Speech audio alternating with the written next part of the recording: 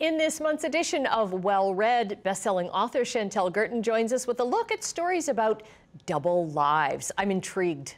Good, that was the intention. So let's start off with confident women. So this is great, especially if you're feeling like it's hard to, read and focus on an entire book right now. These are true stories of female scam artists throughout history. So I just listened to the Elizabeth Holmes podcast, The Dropout, about that whole scandal.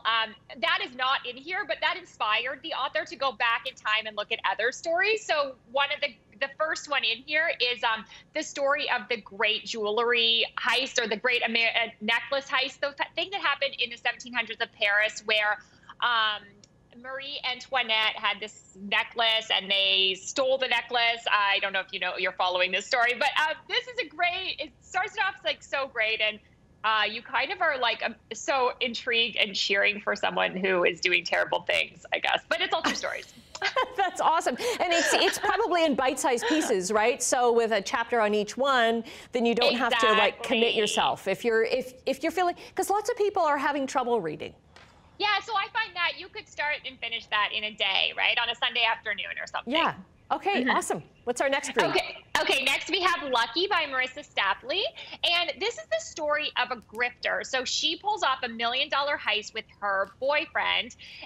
Only then something happens. So she's on the run from the law. She has a lottery ticket that turns out to be the winning lottery ticket, but she can't cash it. So it's great, and it goes back to kind of show her whole story of how she came to be this woman. So again, you're sort of cheering for her. You know she's doing the wrong thing, but it's that bad girl with a heart. I like that. Okay, next up we have The Flight Attendant. So if you've seen, this is a show with Kaylee Cuoco. She bought the rights to that, and she stars in it as a flight attendant. So this isn't giving anything away, but it starts out with a flight attendant who has a one-night stand in a hotel, and she wakes up and the guy beside her is dead. So if you haven't seen the show, I would recommend the book, because both are fantastic and keep you on the edge of your seat. Right, and I read that she bought the rights to that book as soon as she read it.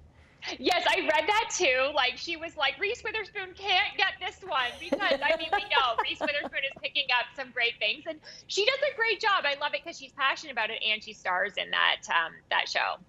Okay.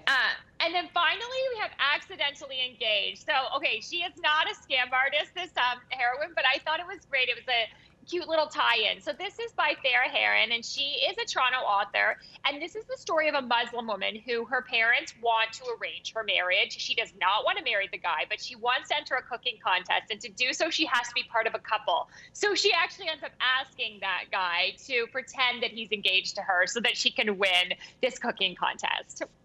Let me guess, they end up in love? Happily ever after stories. It sounds like a good one. We've been talking about people having trouble engaging sometimes. Like, sometimes a book is great to kind of take your mind off the pandemic and everything. Other times it's like, oh, I can't sit down and focus on that. How, as a writer, has that affected you? That's a great question. So, yeah, it's the same. I think it's that attention span, right? And even if I'm writing online, then you see the news coming in that, like, what are they going to announce today, right? So I was just thinking about this yesterday. One thing I've been doing, I have done this for a long time, but I got back on it, is starting to write at 5 in the morning, because yes, you are doing the news, but I could put off the news for a little bit in the morning, and emails. And I'll also just like shutting off the internet, right? So I try to tell myself, in 2 hours, what is going to happen that changes your life? So I think, that important news is still going to be there for you. Maybe this is the wrong information to be giving on a news show, Annette. I think No, it's right for you. It's right. And we don't come on until 6, so that's all right. Okay. It's nice to know that you're writing at the same time that I'm writing news too at 5 o'clock. Great to see you again, Chantel. And we'll get the information up on our website, chch.com, for your link.